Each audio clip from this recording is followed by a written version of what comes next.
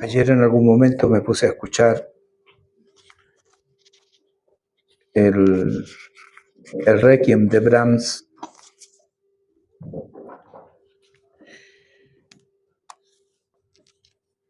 subtitulado en español. Eso tiene letra en alemán, pero está subtitulado en español y una frase me estremeció. Los que sembraron con lágrimas, con regocijo segarán. Irá andando y llorando el que lleva la preciosa simiente o semilla, mas volverá con regocijo, trayendo sus gavillas. Entonces sé que todo esto no es en vano, porque ningún trabajo para el Señor es en vano. Ya en los próximos domingos, el 11, yo les pido que lleguen temprano. Bueno, el próximo domingo también, no van a llegar tarde.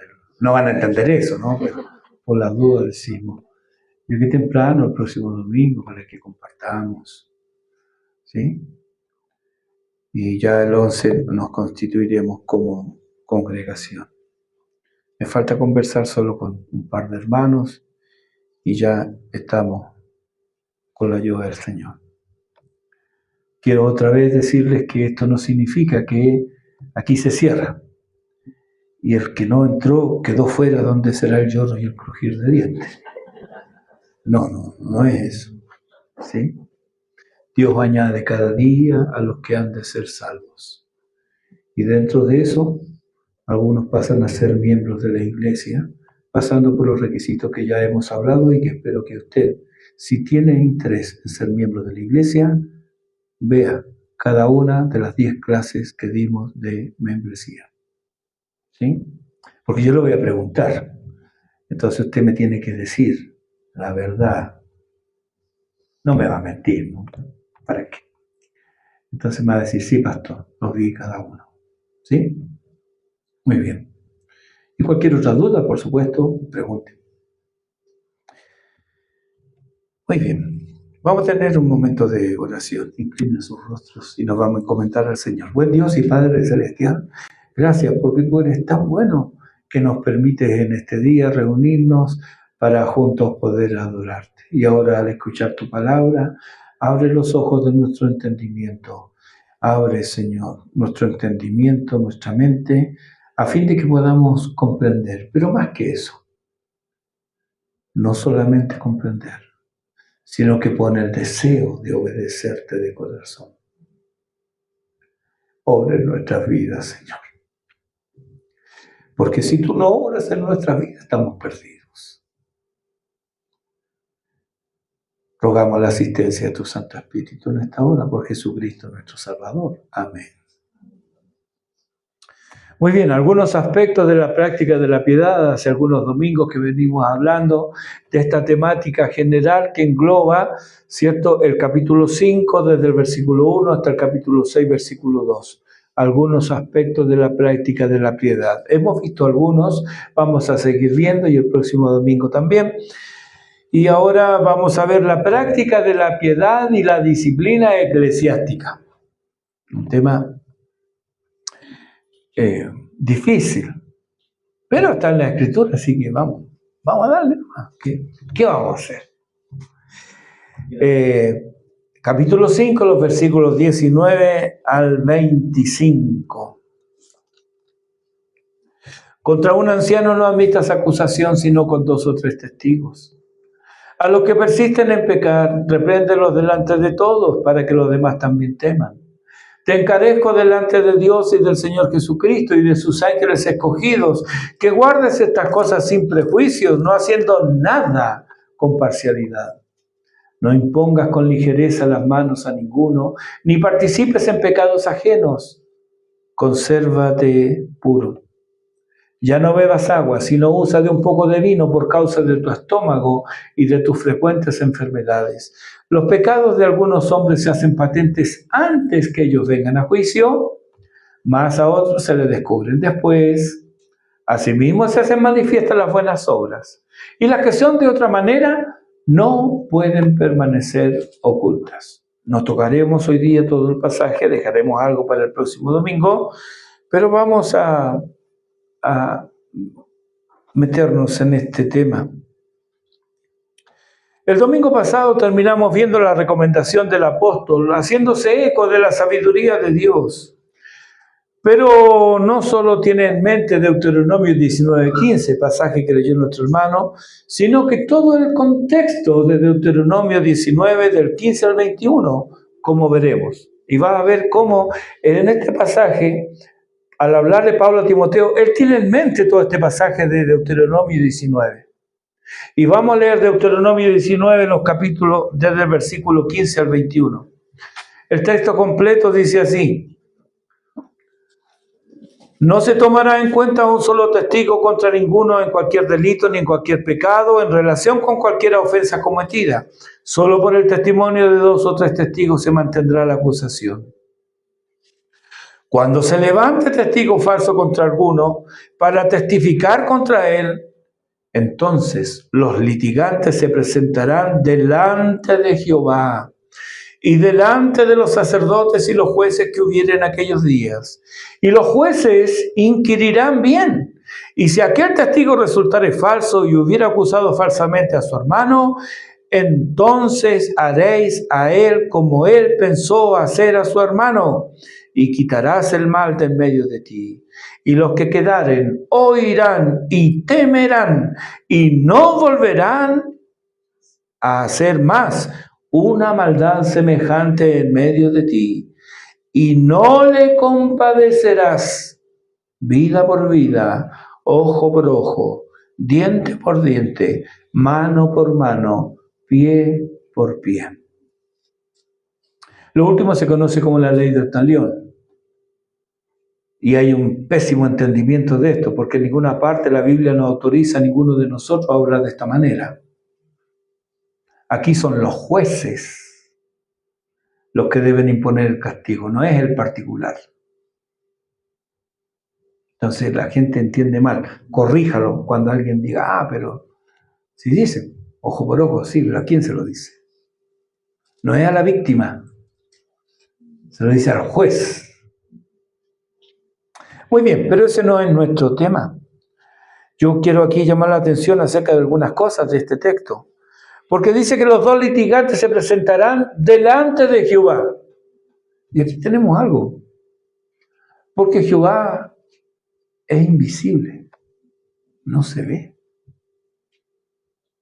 Sin embargo, ellos debían presentarse delante de Dios.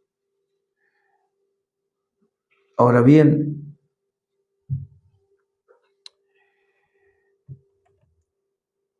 vamos a reflexionar aquí en este tema, porque este es el origen de un conflicto mentiroso. O sea, un conflicto provocado. ¿Sí? No todos los conflictos son mentirosos. Hay conflictos que surgen de posiciones contrapuestas. Que uno piensa A y el otro piensa B. Y eso origina un conflicto. Y por los egos de cada cual, ¿cierto? Ninguno quiere ceder y ahí se formó el conflicto. Pero este tipo de conflicto es distinto. Porque es alguien que inventa algo. Un testigo falso. Primero, nota que son llamados a la presencia de Jehová. Es Dios mismo quien preside el juicio. Él examina, Él oye, Él ve. Es más, Él conoce a quienes litigan y les conoce más de lo que ellos mismos se conocen. ¿Verdad? Por medio del profeta Jeremías nos habla y nos dice, capítulo 19, nos dice, engañoso es el corazón y perverso más que todas las cosas. ¿Quién los conocerá? Oh, nadie puede conocer el corazón. No, yo, dice Dios. Él lo conoce. Él nos conoce mejor de lo que nosotros nos conocemos a nosotros mismos. Cuando decimos, no, sí, yo me conozco. No, la verdad es que no es así. No te conoces. Dios te conoce. Eso sí, Dios te conoce. Porque hermanos, ¿cuántas veces no nos encontramos en situaciones donde hacemos cosas que nunca hubiéramos pensado hacer? ¿Y de dónde salió eso? Bueno, es fácil, ¿no? Cuando uno recuerda las palabras de Jesús allá en Mateo y en Marcos, ¿de dónde salen? De dentro del corazón del hombre. Él examina. El hecho de que sea un Dios invisible jamás debe llevarnos a concluir que puesto que no se ve, Él no está. Cuidado. La impiedad ha avanzado mucho cuando se menosprecia la presencia de Dios. Y menospreciamos la presencia de Dios cuando menospreciamos su palabra. Porque donde está su palabra, ahí está Él. Menospreciamos la presencia de Dios cuando menospreciamos su palabra. En el segundo libro de Samuel, capítulo 12, versículo 9, el profeta Natán reprende a David y le dice, ¿por qué, pues, tuviste en poco la palabra de Jehová, haciendo lo malo delante de sus ojos? ¿Se fija cómo une ambas cosas? Hacer lo malo, aquí se refiere al adulterio de David y Betsabé. Pero no te quedes con el pecado narrado para excluirte, ¿sí? Porque somos mandados a hacer para tomar solamente lo que dice y no aplicarlo a otras cosas. Entonces, ¿qué hacemos cuando vemos este texto? Bueno, yo no soy adúltero, por lo tanto eso no se aplica a mí. No, sí que se te aplica. ¿Sí? Observa cuidadosamente el concepto aquí ilustrado. Hacer lo malo delante de sus ojos equivale a hacer lo malo en su presencia, con o sin motivo. Cualquier acto de impiedad es hecho delante de sus ojos.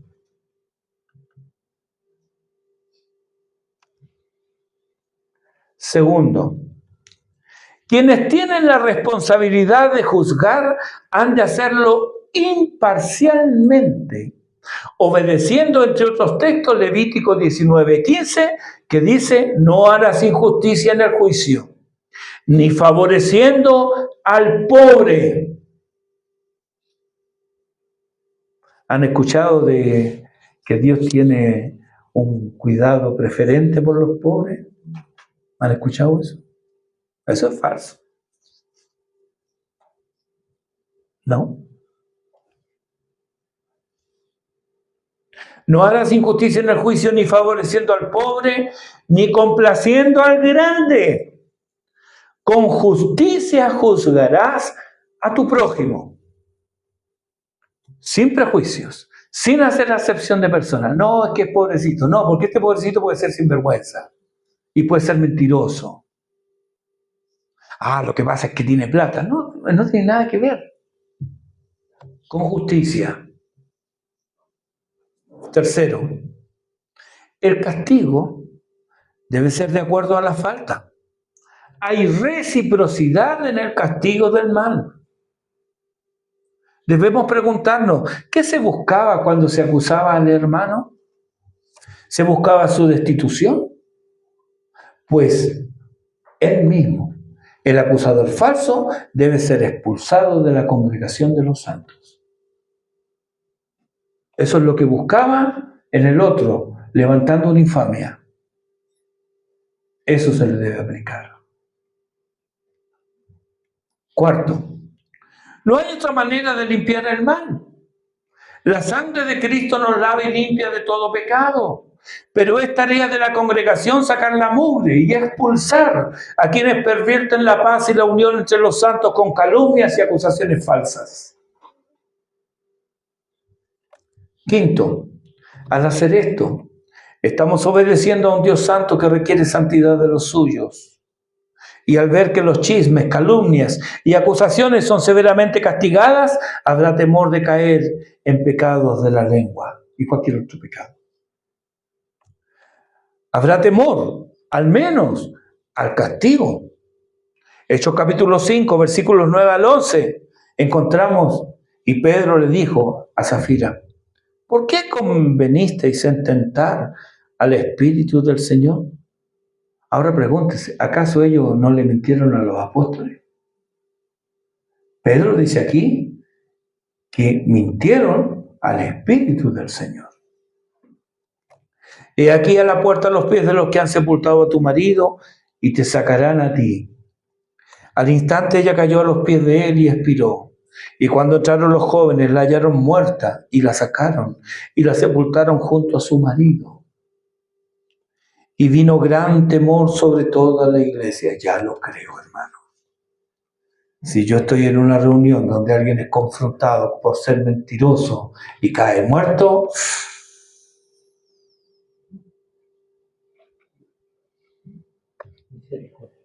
y sobre todos los que oyeron estas cosas,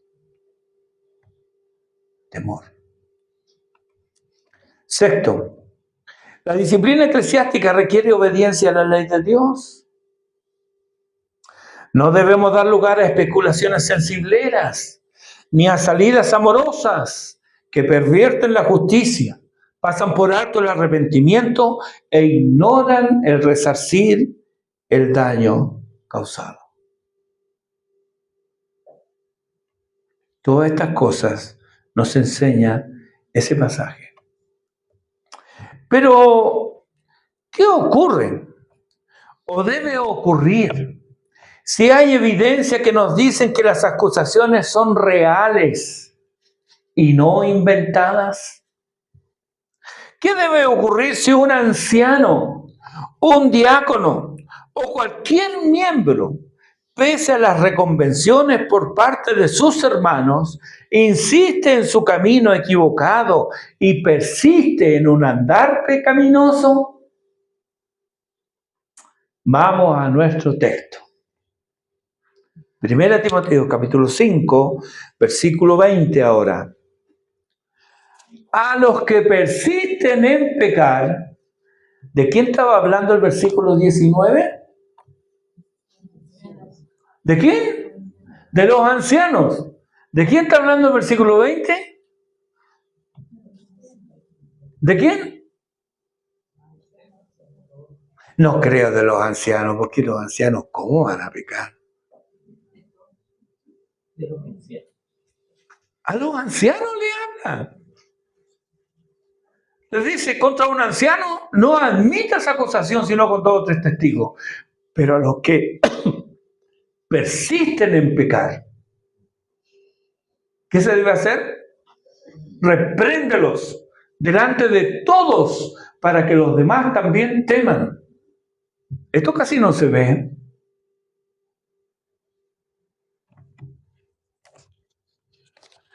Doy gracias a Dios por los traductores.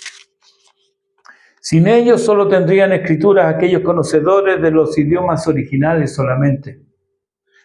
La labor de traducción es necesaria y debemos estar agradecidos por ello. Sin embargo, no es menos cierto que en el afán de dejar más claro el texto se introducen conceptos o interpretaciones que no están allí. Y con el paso del tiempo provocan perplejidad en el lector atento. Es lo que pasa aquí en el versículo 20. Con la palabra persisten.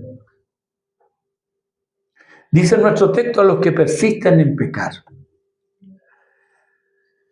Persistir significa mantenerse firme en una cosa. Y esto es lo que me provoca un problema aquí. Porque, ¿cómo hay que mantenerse firme en el pecado? ¿Solo los que se mantienen en esa actitud deben ser reprendidos? No. Digamos que sí. Hagamos esta suposición. ¿Por cuánto tiempo deben mantenerse en pecado para reprenderlo? ¿Quién determina eso? ¿Se da cuenta? No puede ser. Las versiones modernas no ayudan. Aquí me fui a la Biblia de las Américas y dice aquí, a los que continúan en pecado. ¿Cómo a los que continúan? La Nueva Traducción Viviente dice, los que están en pecado deberían ser reprendidos. Menos todavía. Lo pone como incondicional. Aquí la idea que se desprende es que deben ser reprendidos solo los que permanecen en pecado, los que continúan en pecado, los que se mantienen pecando e introduce el concepto de tiempo para que esté bien reprendido. Y ese concepto me molesta porque no sé que Dios haga la vista gorda, mire para otro lado, cuando se trata solo de un pecado en un instante y que su justicia se despliega solo cuando se persiste en el pecado, pero no antes. Revisé una versión antigua, la de 1909, y dice, a los que pecaren, repréndelos delante de todos, para que los otros también teman. Y la Reina Valera de la Sociedad Bíblica Trinitaria dice, a los que pequen, repréndelos delante de todos para que los demás también pequen, también teman. Entonces ahora estoy en la duda. Bueno, ¿está esto de persistir o no? En la duda consulté la concordancia Strong, el diccionario Vine y un Nuevo Testamento interlineal. Y no está la palabra persistir. Entonces, ¿cómo queda? Versículo 19. Contra un anciano no admitas acusación sino con 2 o 3 testigos. Versículo 20. Pero a los que pecan, repréndelos delante de todos, para que los otros ancianos, está hablando de ancianos, también teman. ¿Es que había ancianos en Efeso dignos de reprensión pública? ¿No había acaso quienes enseñaban otra doctrina y que gustaban de especulaciones vanas y elucubraciones dañinas? Sí, había todo esto en Efeso. A juzgar por la severidad de trato de Pablo a Himeneo y Alejandro y la publicación de la falta que los hizo naufragar, ellos no solo eran conocidos, sino que líderes en Éfeso. Lo encuentra ahí en el capítulo 1, versículo 20, si no me equivoco. Y tenemos otro par en 2 Timoteo capítulo 2, versículo 17, que desviándose de la verdad, trastornaron la fe de algunos. Miren los verbos que usa aquí Pablo. Trastornaron la fe de algunos. ¿No es esto digno de reprensión pública? Todo pecado y conducta pecaminosa es grave. Todo pecado es contra Dios. Pero el pecado en los líderes es más grave, puesto que así arrastran a otros por sus caminos de impiedad. Nunca pecan solos.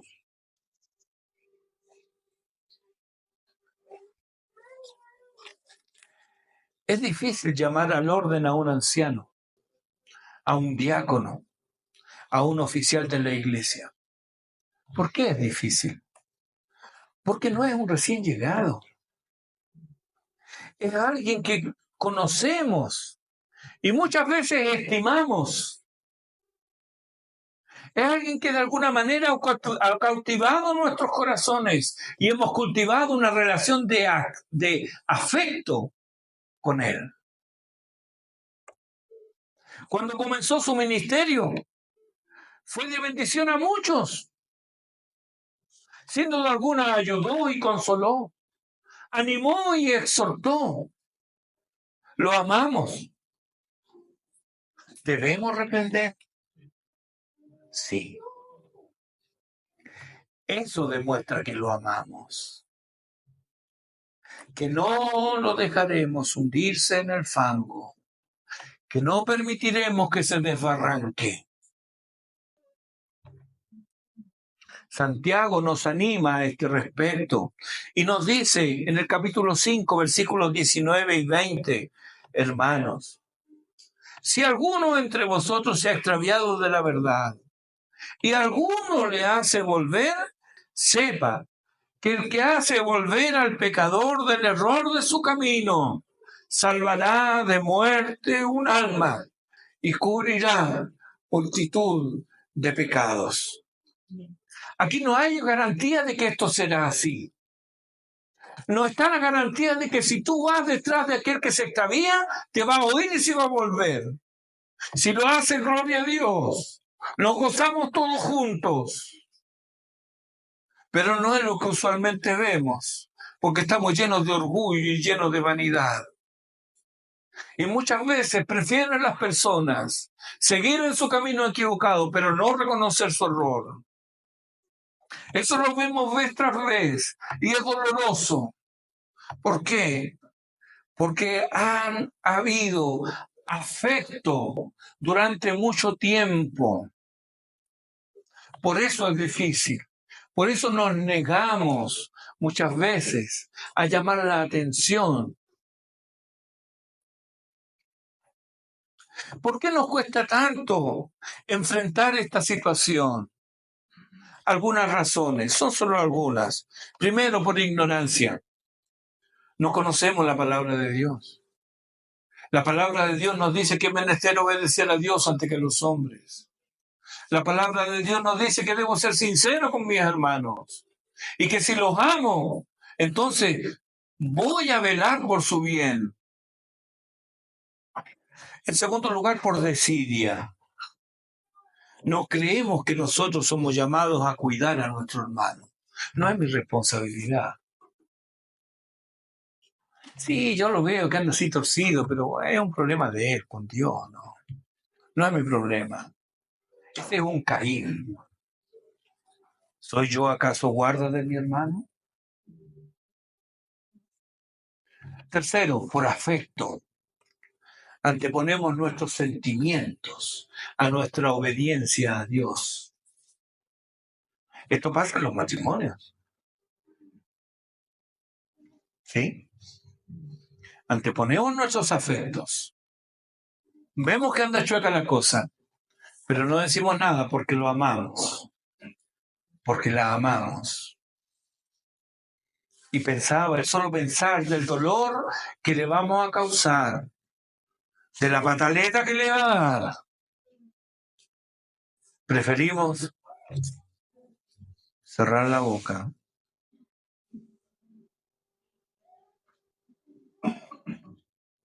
Y haciendo eso somos infieles al Señor. Porque amamos más a la criatura que al Creador. Por último, por posición no lo hacemos. Creemos que estamos en un sitial más bajo y no nos corresponde reprender. Cuidado aquí, esto es muy sutil.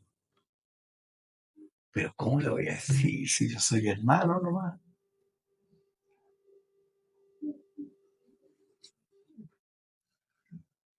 Hay lugar para esto en la iglesia del Señor. Sí, los ancianos, los líderes de la iglesia, los oficiales de la iglesia, tienen una responsabilidad para la congregación, pero esto no los hace que estén puestos en un pedestal. Ante la presencia de Dios, todos vamos de igual manera.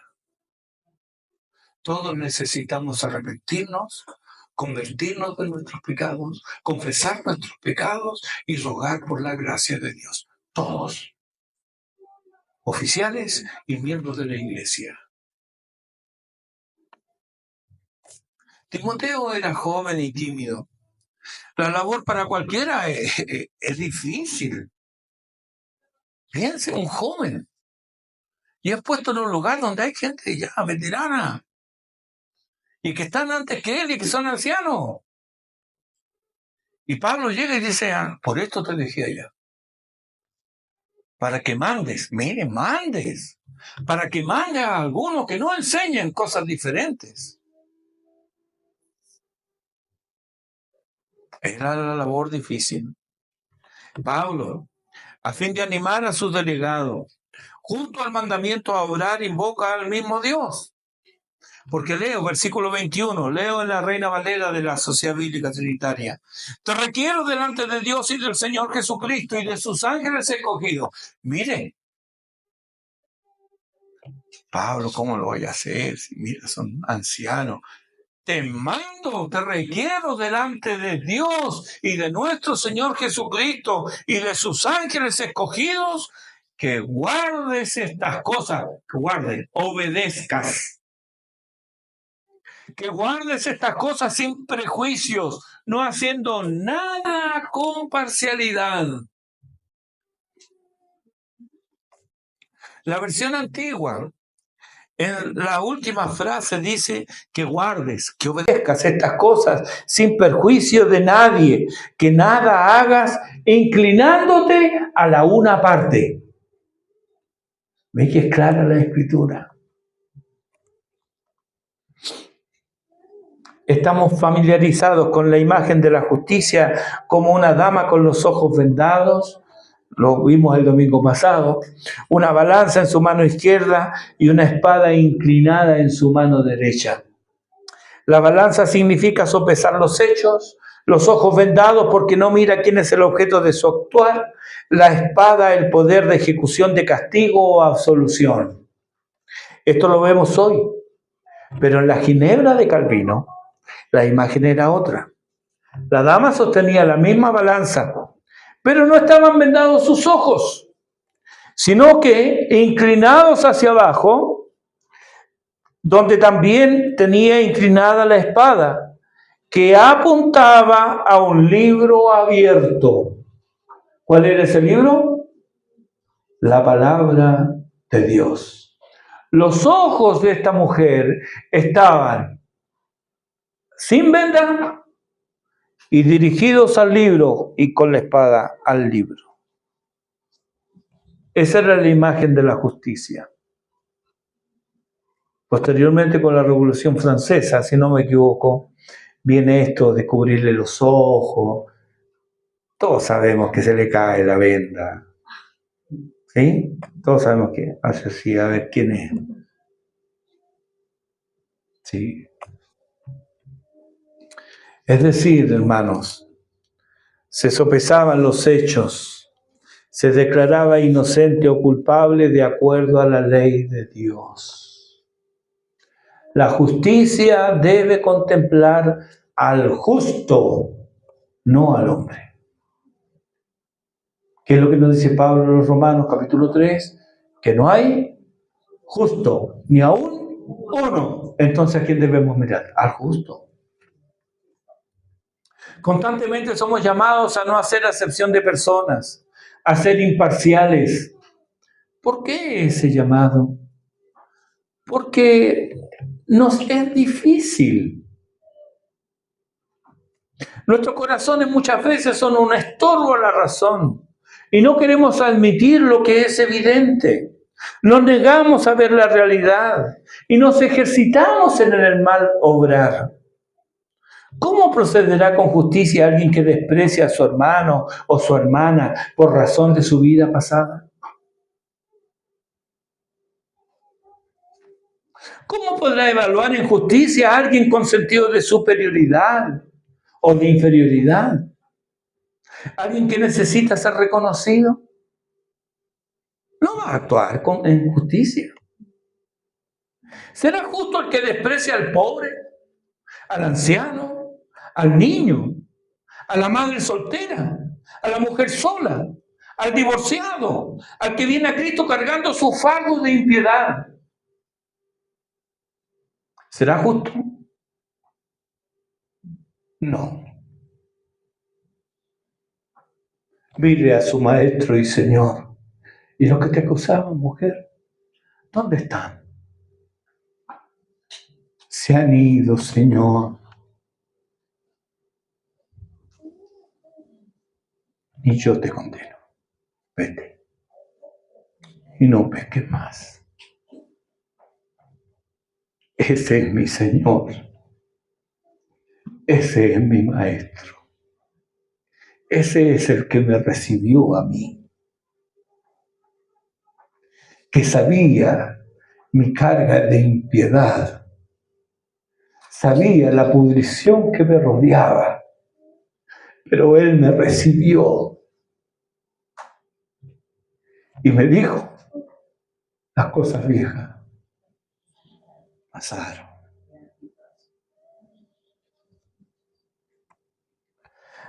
¿Acaso, hermanos, la justicia y la santidad comenzaron con nosotros?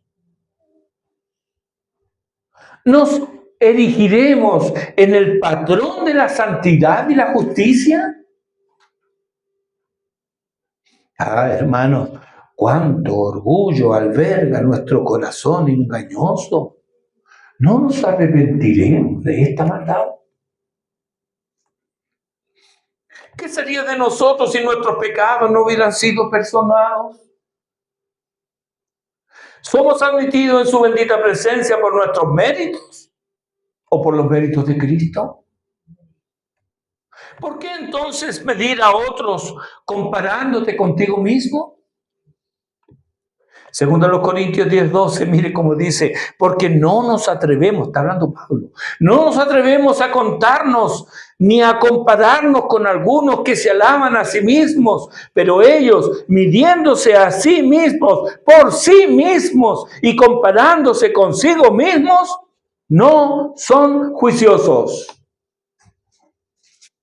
Hermanos, atendamos la palabra, no somos juiciosos. Cuando nos comparamos, entonces, deja las comparaciones. Deja las comparaciones. ¿Qué harás cuando tengas que juzgar una situación? Pablo le dice a Timoteo que debe juzgar y disciplinar sin prejuicios, no haciendo nada con parcialidad. Pronto nos constituiremos como iglesia local y tú, que serás miembro, tendrás esta responsabilidad. Abandona, por tanto, tus prejuicios. Abandona tu orgullo a los pies de la cruz y hazlo hoy. Miremos con nuevos ojos. Miremos con los ojos de la fe y del amor fraternal. Ojos de la fe por cuanto creemos que el que obró en nosotros también obró en mi hermano. El que cambió mi vida también cambió la vida de mi hermano. Por cierto, a mí me falta. ¿Y a ti? ¿Te falta? ¿Por qué entonces buscar la perfección en el otro? Debemos mirarnos también con los ojos del amor fraternal. ¿Verdad que tenemos inclinación a perdonar a nuestros seres queridos en faltas que no dejamos pasar en otros? ¿Verdad? Sí, a mí me ha tocado darme vuelta y llorar solo ante la ofensa de alguien que quiero mucho. Pero estoy dispuesto a pasar por alto eso. ¿Por qué? Por el afecto que le tengo.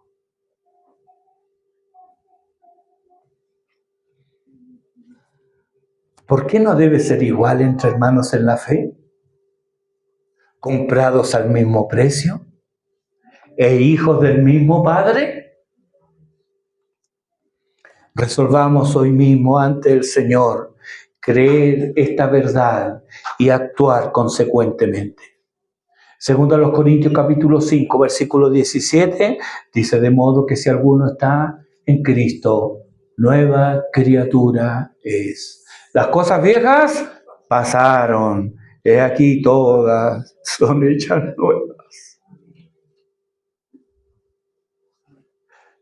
¡Qué bendición, querido hermano! Una vez escuchaba a un hombre ciego, se subió a cantar, tocaba muy bien en la guitarra.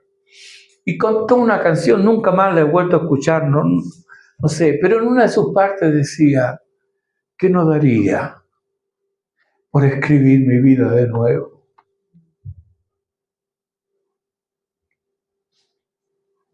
Y yo lo escuché y dentro de mí dije, este hombre no conoce a Cristo, porque con Cristo podemos escribir de nuevo nuestras vidas. Atrás queda todo eso. Ahora se extiende adelante algo precioso de la mano de nuestro Salvador. A veces, a fin de justificar nuestros prejuicios, argumentamos, es que para mí fulano no es cristiano. ¿Y eso qué? ¿Cómo lo sabes? Es que si fuera cristiano, no habría hecho así ni así. Querido mío, qué poco conoces la naturaleza humana. Cuánto ignoras de la maldad en tu propia vida. Y cuán ignorante eres de la palabra de Dios. Porque el pecado afectó a toda la raza humana. El pecado reina en los impíos. Y a veces también los creyentes son engañados y no reina Cristo en ellos. Romanos 6, versículos 12 al 14, se escribió a los creyentes. ¿Y qué le escribe ahí Pablo? Les dice, no reine pues el pecado en vuestro cuerpo mortal, de modo que lo obedezcáis en sus concupiscencias. Hermano, con esta sola frase yo me abstengo de dar ejemplos de esto. Cómo hay creyentes que obedecen no al Espíritu de Dios, sino a sus propias concupiscencias. No reine, pues, el pecado en vuestro cuerpo mortal, de modo que lo obedezcáis en sus concupiscencias. Sigo con el versículo 13. Ni tampoco presentéis vuestros miembros al pecado como instrumentos de iniquidad, sino presentaos vosotros mismos a Dios como vivos de entre los muertos y vuestros miembros a Dios como instrumentos de justicia.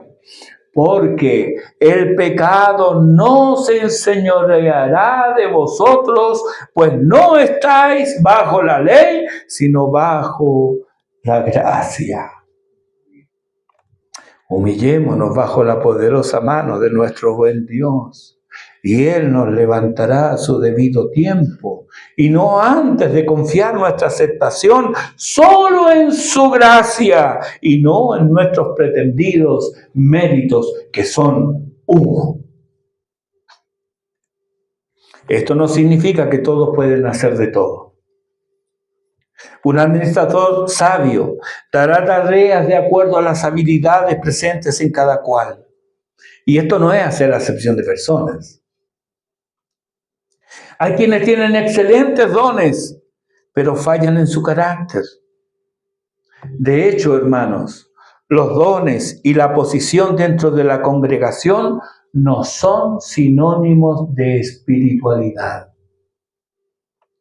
En la iglesia corintia había profusión de dones, pero era una iglesia divisiva, sectaria, menospreciadora, sensual y mezquina, con muchos dones. Por lo tanto, el requisito fundamental para servir al Señor, alimentarse de Él, alimentarse de su palabra y obedecerla. Allí donde hay un punto de desobediencia deliberada, privada o pública, desconocida por muchos o manifiesta a todos, en ese punto nos convertimos en vulnerables. Y no solamente vulnerables a los ataques de Satanás, sino que dejamos de recibir la iluminación del Espíritu de Dios en nuestras vidas, con la consecuencia desastrosa para nuestra vida y para nuestras relaciones. Santiago capítulo 4, versículo 1 nos dice, ¿de dónde viene la guerra y los pleitos entre vosotros? ¿No es de vuestras pasiones? las cuales combaten en vuestros miembros? ¿Y qué son estas pasiones sino las diversas manifestaciones del orgullo en nuestras almas? Entonces, no solo tenemos conversiones falsas, ¿cierto?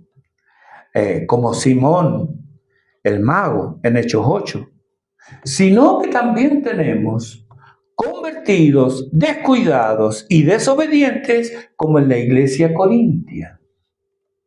De ahí el cuidado que Pablo exhorta a Timoteo a tener a la hora de escoger líderes. Versículo 22.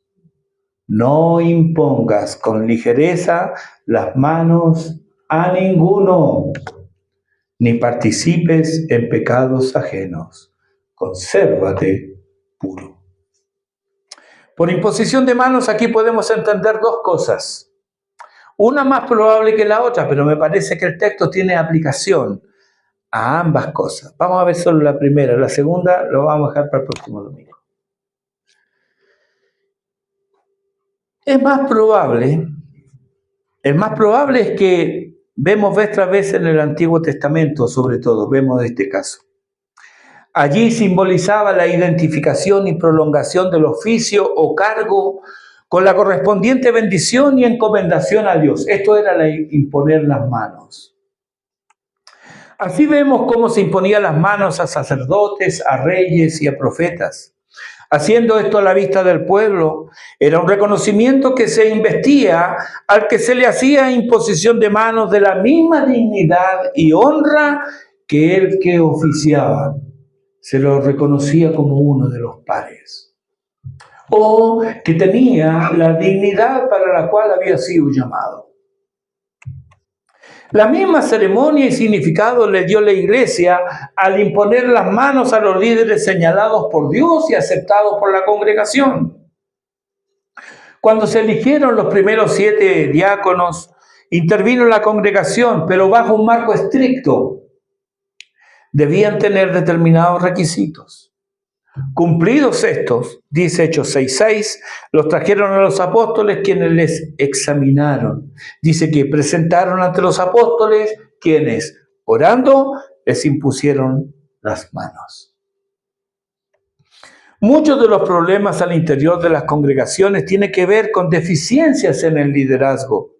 Al pasar en posición de servicio a hombres indignos de ejercer. No por falta de entusiasmo, sino por debilidad de carácter o ignorancia de sus atribuciones. Así que aquí Pablo una vez más nos alecciona. No nos precipitemos. No todo lo que brilla es oro.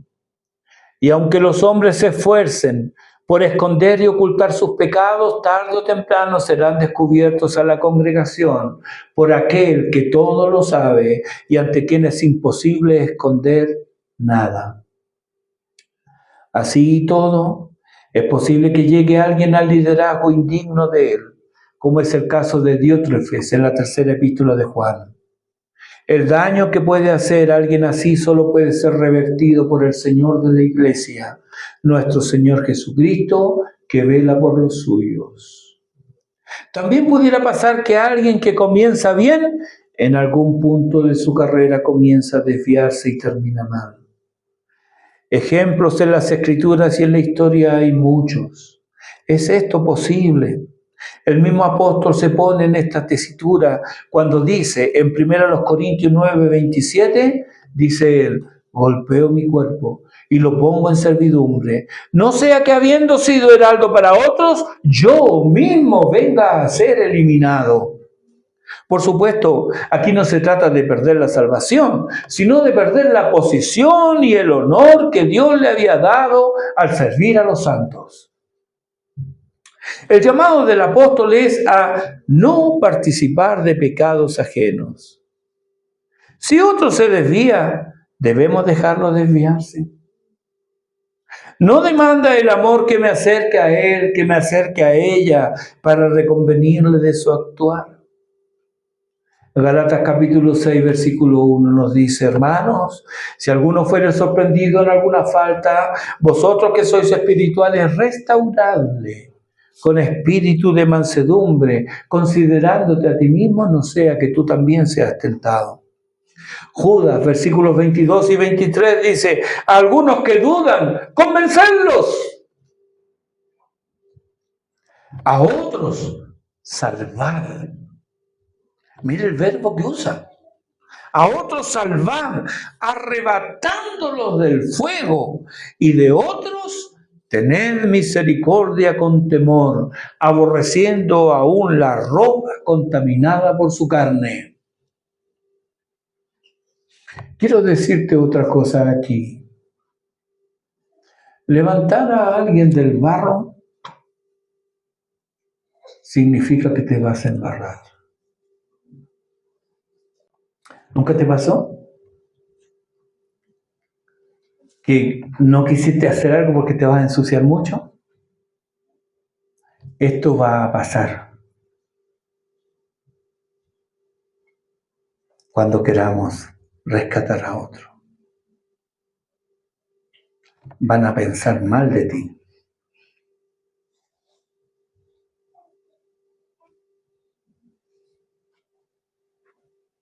Y tal vez te levanten alguna calumnia.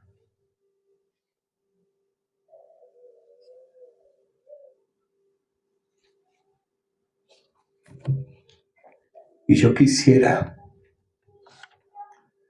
que si alguna vez me estoy hundiendo en el fango, alguno de ustedes corra a sacarme de ahí. Se va a ensuciar. Y si ese fango lleva tiempo, no va a tener buen olor. Y con ese olor saldrás.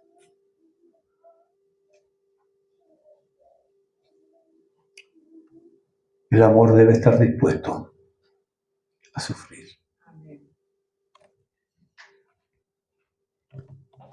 Todo esto debe hacerse con santo temor y no poco amor.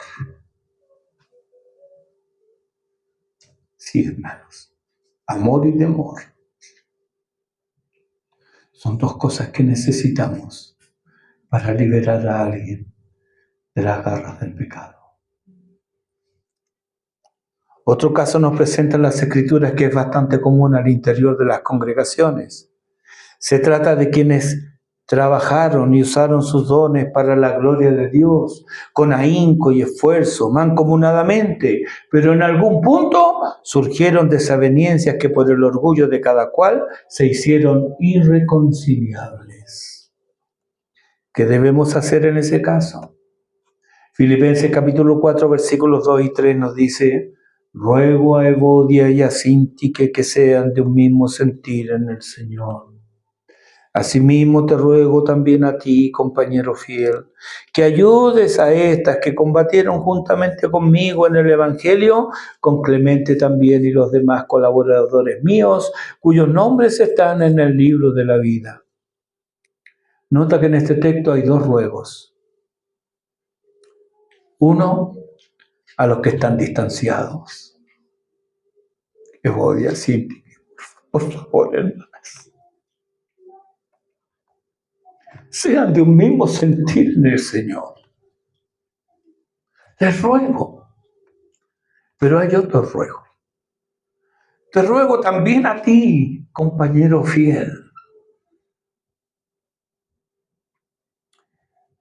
El otro ruego es al que debe mediar, al que debe intervenir, al que debe ayudar. Todos trabajaron muy unidos hasta que algo apareció. Escuchemos. No participes en pecados ajenos. ¿Cómo resolvemos esto? Te ruego también a ti, compañero fiel, que ayudes también a estas. No tomes partido No tomes partido. No escuches solo una versión. Es más, no escuches si quien te habla no está dispuesto a obedecer al Señor y a su palabra. Pero tampoco ignores el conflicto. Ora y somete tu voluntad y pensamiento al Señor. Y luego, con su dirección, apréstate a ayudar a tus hermanos en conflictos, dejando de lado todo prejuicio, no haciendo nada con parcialidad, como dice el versículo 21.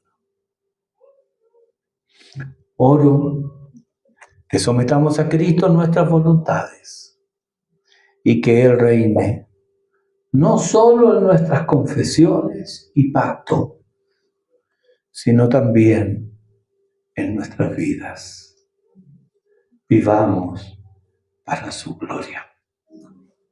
Oremos.